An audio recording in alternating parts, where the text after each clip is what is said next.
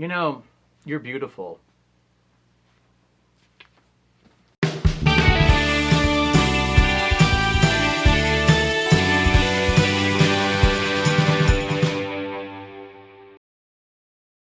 I used to have a tie with passports on it. It was one of the more expensive things I had bought.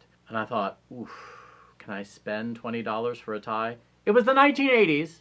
That was a lot of money. It was an exquisite tie. A woven tie with passports on it in colors of navy and burgundy, maybe some gray. Did I mention it was the 1980s? That's the only functioning passport I have right now. I will use my passport for identification when I vote. I will use it in some other situations because I want to give it some usage. But I used to use it to cross international borders. It's part of why I feel sad. I've used it to collect some fascinating visas or stamps. So now my passport is a bit like the mother in Breaking Away. Do you know this movie? If you don't know it, look at it.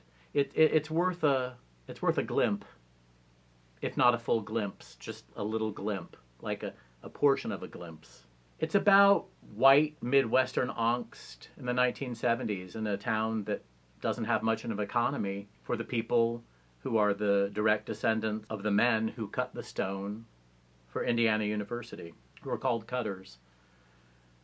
And there's a boy who wants not to be from Bloomington more than anything in the world, and he wants to bike. So he starts learning Italian and listening to opera, shaving his legs and calling his dad Papa, and he renames the cat Fellini. And it's about disillusionment. It has a young Dennis Quaid who plays the washed-up high school football player. Little do we know he's going to turn into Dennis Quaid. Like, this is the beginning of Dennis Quaid's career. Little does Daniel Stern know he's going to turn into the guy from Home Alone. There's a scene that Barbara Barry has with her son where she gets her passport out of her purse and says that she acquired it just in case some new checkout girl at the A&P wanted to see ID when she was writing a check. Or she gives a couple other reasons.